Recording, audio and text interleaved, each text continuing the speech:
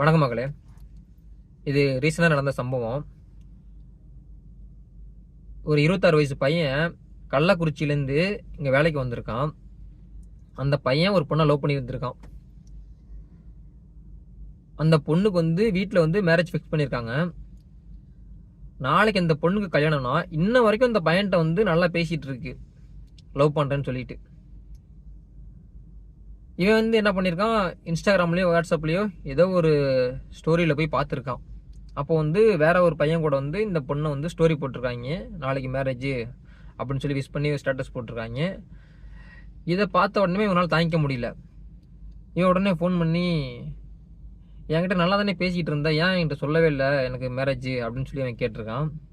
அதுக்கு அந்த பொண்ணு சொல்லியிருக்கு, இல்லை நான் எனக்கு மேரேஜ்னு நான் சொன்னேன்னா நீ ஏதாவது பிரச்சனை பண்ணுவ, நான் அதனால தான் நான் அவங்ககிட்ட சொல்லலை அப்படின்னு அந்த பொண்ணு சொல்லியிருக்கு.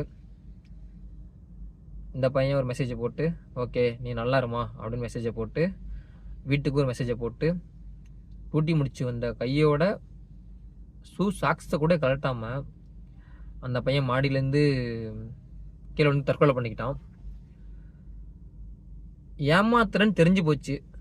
ஒரு வாரம் 10 நாளோ அந்த பையனை கண்டுக்காம விட்டு நீ ஒரு ஃபோன் எடுக்காம விட்டுருந்தேன்னா கூட அந்த பையன் ஓரளவுக்கு நிதானமாயிருப்பான். சரி ஓகே, பொண்ணு ஏதோ தப்பு பண்ணுது அப்படின்னு அந்த பையன் புரிஞ்சுக்கிட்டு இந்த அளவுக்கு மனசை உடஞ்சி தற்கொலை பண்ணுற அளவுக்கு போயிருக்க மாட்டான்.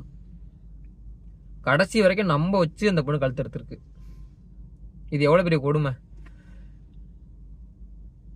இப்போ இந்த பையனோட கனவு மட்டும் கலையில, அந்த பையனுக்கு பின்னாடி அந்த குடும்பம் எவ்வளோ ஒரு கனவோடு இருக்கும். நம்ம பையன் வெளிநாட்டுக்கு போயிருக்கான், சம்பாரிச்சிருக்கான், நம்ம கடன் அடைச்சிடலாம், ஏதோ ஒரு காரணத்துக்காக சிங்கப்பூர் வந்திருக்கலாம். எவ்வளோ ஒரு ஆசையோட கனவுகளோட குடும்பத்தில் காத்திருப்பாங்க அந்த பையனுக்காக. அந்த பையனும் ஒரு நிமிஷம் யோசிக்காம தற்கொலை பண்ணிக்கிட்டான். என்றைக்குமே தற்கொலை ஒரு ஒரு விஷயத்துக்கு தீர்வாகாது, சரிங்களா? அந்த பையன் ஒரு நிமிஷம் யோசிச்சிருந்தானா இன்னைக்கு அந்த பையன் உயிரோட வந்திருப்பான். ஏமாத்த போறீங்கன்னா முன்னாடியே அவாய்ட் பண்ணது மாதிரி பண்ணுங்க. ஒன்று பொண்ணு ஸ்ட்ராங்காக இருந்தால் பையன் ஸ்ட்ராங்காக இருக்க மாட்டேன்றான், இல்லை பையன் ஸ்ட்ராங்காக இருந்தால் பொண்ணு ஸ்ட்ராங்காக இருக்க மாட்டேங்குது. இவங்க 2 பேரும் ஸ்ட்ராங்காக இருந்தாலும் ஊரில் ஜாதி மதம் மட்டம் மயிருன்னு இதை காரணம் காட்டி அப்பா அம்மா பிரித்து வச்சிடுறாங்க. என்ன சொல்கிறதுனே தெரிலங்க.